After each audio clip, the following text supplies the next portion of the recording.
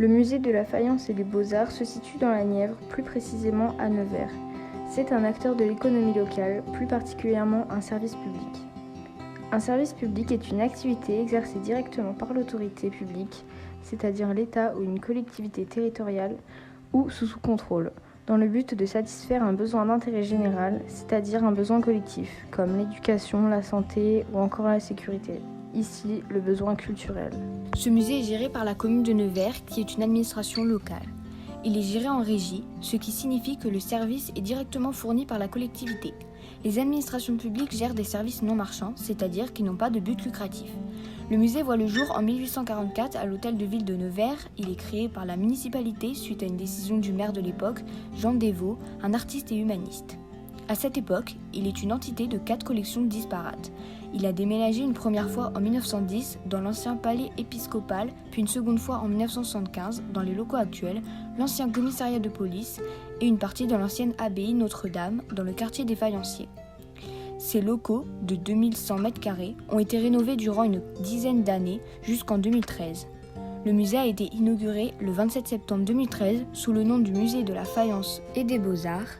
Il compte aujourd'hui environ 18 000 objets, peintures, sculptures, céramiques, verres émaillés, arts graphiques, meubles, etc.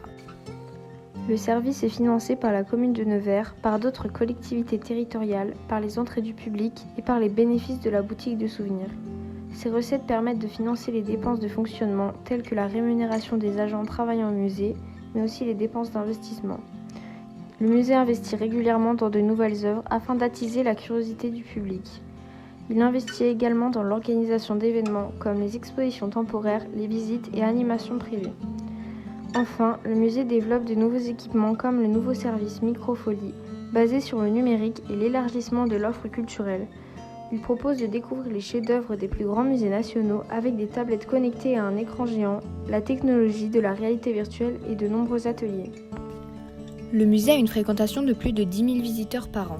Pour garantir l'accès au plus grand nombre d'usagers, le service a mis en place des tarifs gratuits pour les visiteurs de moins de 25 ans, les étudiants et les apprentis, les allocataires de minima sociaux, les amis du Louvre ou encore les amis du musée. Il fonctionne également selon des horaires adaptés aux habitudes des usagers. Le musée est ainsi ouvert du mercredi au dimanche, de midi à 18h pour accueillir un maximum de visiteurs. Il possède des services variés car sa médiation cible un public scolaire et extrascolaire avec la mise à disposition de ressources pédagogiques, de visites et d'ateliers permettant d'exploiter les apprentissages de la maternelle à l'université. Le rôle éducatif des musées est fondamental dans la transmission d'un patrimoine culturel aux enfants et adolescents, ce qui permet de lutter contre les inégalités sociales. La médiation propose également à d'autres publics des visites à des animations comme pour les visiteurs individuels, les groupes d'adultes, les associations, les familles et aussi aux personnes à mobilité réduite. Enfin, le musée permet à des entreprises, institutions et associations d'organiser des événements privés en louant ces espaces pour des assemblées générales, séminaires, conférences, cocktails, dîners, soirées de prestige ou encore visites privées. Cette mise à disposition de salles, mobilier et matériel se fait bien sûr en dehors des heures d'ouverture du public pour ne pas perturber le bon fonctionnement du service. Durant la crise sanitaire liée à la Covid-19, le musée a été contraint de fermer ses portes au public pendant de longs mois.